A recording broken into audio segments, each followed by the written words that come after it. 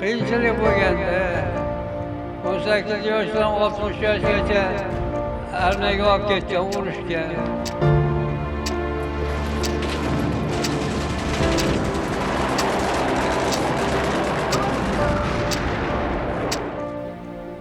9 may xotira va qadrlash kuni yurtimizda tinchlik, osoyishtalik va inson qadrini ulug'lash ramzi sifatida keng nishonlanmoqda. Shu munosabat bilan o'z davrida hayotini vatan himoyasiga bag'ishlagan faxriylar, front va front ortida matonat ko'rsatgan insonlar holidan xabar olinmoqda. Ana shunday e'zozga sazovor insonlardan biri 98 yoshli Zokirota Hamroqulovdir. Zokirota bugun tirik tarix, matonat va fidoyilik timsoli. U kishining hayot yo'lida vatanga sadoqat, burchga mas'uliyat va el-yurt tinchligi uchun xizmat qilish kabi yuksak fazilatlar mujassam.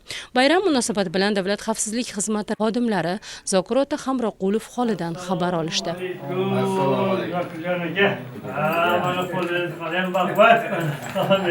Uchrashuv davomida faxriyga pul mukofoti va esdalik sovg'alari topshirildi. Sizni 9-may xotira va qadrlash kuni umumxalq bayrami hamda 2-jahon urushida qozonilgan buyuk g'alabaning 81 yilligi bilan samimiy muborakbod etamiz.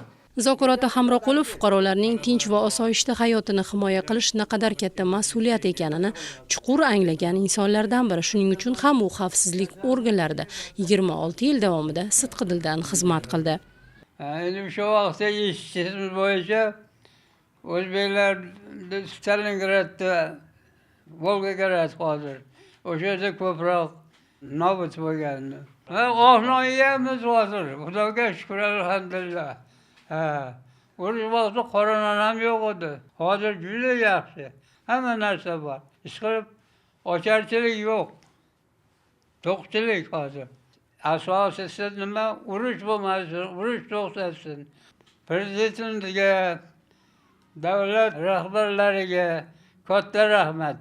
Bugun Davlat xavfsizlik xizmati tomonidan nafaqat faxriylar, balki mustaqillik yillarida vatanimiz suvereniteti va hududiy yaxlitligini himoya qilish yo'lida jon fido qilgan mard o'g'lonlarning oila a'zolariga ham doimiy hurmat va ehtirom ko'rsatib kelinmoqda.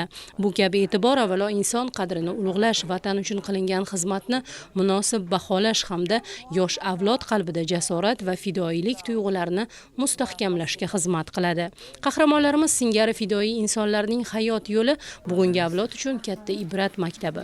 Ular ko'rsatgan jasorat, yurtga muhabbat va burchga sadoqat tuyg'usi yoshlarimiz qalbida hamisha namuna bo'lib qolaveradi.